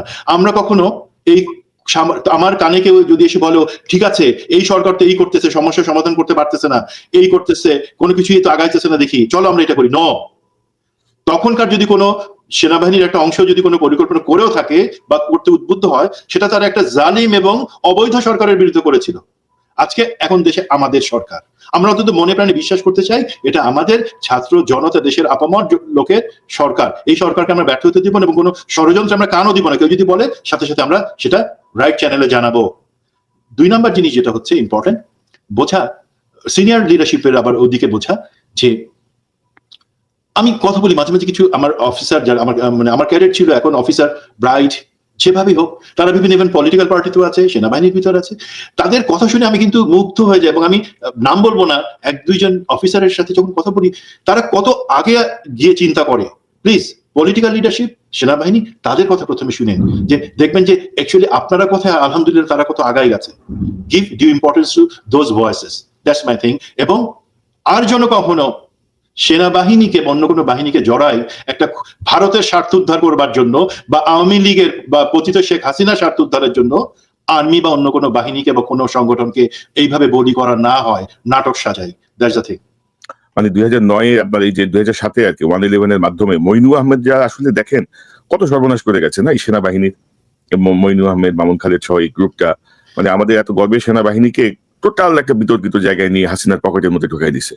মানে যত দেশপ্রেমিক অফিসার ছিল 57 জনকে হত্যা করছে, অন্যান্যদেরকে নানাভাবে ফাঁসিয়েছে। যাদের মধ্যে ন্যূনতম প্রতিবাদের স্পৃহা ছিল বা যারা মানে বুঝতে পেরেছিল, প্রত্যেককেই তারা শায়েস্তা করছে। তো এটা তো আমাদের দেশের জন্য ক্ষতি, আমাদের সেনাবাহিনীর জন্য ক্ষতি। তো আমার মনে হয় যে এই পরিবর্তিত সময় যেটা আপনি বলছিলেন, সময়ের 1 ফুট অসময়ের 10 ফুট, এবং আমার মনে হয় যে এখনই প্রকৃত সময়, বা সময় অলরেডি 3 মাস পার হয়ে গেছে, মানে এখনো যতটুকু দ্রুত সম্ভব আমার মনে হয় যে পদক্ষেপ নেওয়া উচিত। যারা সাফার করেছে, আমাদের ক্ষতি, দেশের ক্ষতি হয়েছে, সেই ব্যক্তিগতভাবে সেই অফিসাররা, জাতি হিসাবে আমরা, সংগঠন হিসেবে সেনাবাহিনী ক্ষতিগ্রস্ত হচ্ছে। তারপর এখনো শেষ হয়ে যায় না কিন্তু। যাদেরকে আপনারা কালিমা লিপ্ত করছেন সেই সেনাবাহিনীকে এবং তার সেই অফিসারদেরকে আপনারা বলেন, তাদেরকে স্বীকৃতি দেন, তাদেরকে যেভাবে বঞ্চিত করা হয়েছিল সেটার জন্য তাদেরকে সেইটুকু, তাদের প্রাপ্যটুকু দেন, সম্মানটুকু ফেরত দেন। তা তো অবশ্যই। এবং ধরেন এই জাতীয় একটা ঘটনার পরে তার স্ত্রী বা সন্তান সবার মধ্যে এক ধরনের মানসিক ট্রমার মধ্যে থাকে তার আজীবন, যে আমার বাবার সাথে এই ঘটনাটা ঘটেছে, এবং আমার মনে হয় যে তাদেরকে রেমেডি তাদেরকে দেওয়া উচিত। অবশ্যই। জি, মেজর সুমন আহমেদ, মেজর সুমন আহমেদ, আপনাকে অসংখ্য ধন্যবাদ। একটি গুরুত্বপূর্ণ অধ্যায়ের আমরা আলোচনা শুরু করলাম। আমার মনে হয় যে আরো অনেকে হয়তো আমাদের সঙ্গে যোগ দেবেন। ইভেন কি মামুন খালেদও যদি কথা বলতে চান, তার জন্য এই প্ল্যাটফর্ম আমি ওপেন রাখবো, তার বক্তব্য শোনার জন্য। বা তিনি যদি কনফেস করতে চান সেটিও তার জন্য ওপেন থাকবে, যে কেন তিনি এরকম একটা পরিস্থিতির তৈরি করেছিলেন হাসিনা নির্দেশে বা পার্শ্ববর্তী দেশের গোয়েন্দা সংস্থার উস্কানিতে। আমার মনে হয় যে বিষয়গুলো আমাদের জাতির স্বার্থে, দেশের স্বার্থে উন্মোচিত হওয়া উচিত, একটা পরিষ্কার একটা চিত্র প্রত্যেকের সামনে আসা উচিত। সুমন ভাই, আমরা নিশ্চয়ই আবারও নিকট ভবিষ্যতে কথা বলবো ইনশাআল্লাহ। আল্লাহ হাফিজ। আসসালামু আলাইকুম। ওয়ালাইকুম আসসালাম। দর্শক, এতক্ষণ যে অনুষ্ঠান শুনলেন, নিশ্চয়ই আলোচনা মর্মার্থ উপলব্ধি করতে সক্ষম হবেন। অদ্ভুত দেশ, অদ্ভুত অবস্থা। 1/11 এর মাধ্যমে যেই ঘটনার শুরু হয়েছিল, যে ভয়ঙ্কর পরিস্থিতির সূচনা করা হয়েছিল, দমবন্ধ পরিবেশ তো আমরা বাইরে দেখি, ভেতরে আমাদের সেনাবাহিনীর ভেতরে যে ভয়ঙ্কর পরিস্থিতি তৈরি করা হয়েছিল, যেভাবে চাকরিচ্যুত হয়েছে মানুষ, যেভাবে শাস্তি দিয়েছে মানুষ, সেনা কর্মকর্তারা, সৈনিকরা নানাভাবে অপদস্থ হয়েছে। আমার মনে হয় যে তার অবসান হয়েছে 2009-এর পরে, এই 24-এর 5ই আগস্ট। আমার মনে হয় যে এই জায়গাগুলো দ্রুত অ্যাড্রেস করা উচিত, এবং কোন উপদেষ্টা, সেটি আইন উপদেষ্টা হোক বা যত বড় পাওয়ারফুল উপদেষ্টাই হোক, কেউ যদি এগুলোতে বাগারে, তার আগে বের করে দেওয়া উচিত এইসব উপদেষ্টা পরিষদ থেকে। কারণ কোন বিশেষ পক্ষের কাজ করার জন্য কাউকে উপদেষ্টা পরিষদ অন্তর্বর্তীকালীন সরকারে ছাত্ররা বসায় নেই, জনগণ সমর্থন দেয় নেই। দেশের পক্ষে কাজ করতে হবে। নিজের ব্যক্তিগত কোনো যদি অব্লিগেশন থাকে, আপনি বের হয়ে যান, অন্য কাজ করেন, কিন্তু বিডিআর হত্যাকাণ্ডের বিচার অনতিবিলম্বে শুরু করতে হবে। এই মামুন খালেদ সহ যারা সেনাবাহিনীকে বিভিন্নভাবে ক্ষতিগ্রস্ত করেছে, তাদেরকে অবশ্যই বিচারের মুখোমুখি করে সত্যিকারের ইতিহাস, সত্যিকারের ঘটনা সামনে নিয়ে আসা অত্যন্ত জরুরি আমাদের দেশ, জাতি এবং জনগণের স্বার্থে। দর্শক, এই চ্যানেলটি সাবস্ক্রাইব করে আমাদের পাশে থাকুন, এই চ্যানেলের মেম্বারশিপ নিয়ে আমাদের পাশে থাকুন। আবারও দেখা হবে ইনশাল্লাহ। আসসালামু আলাইকুম।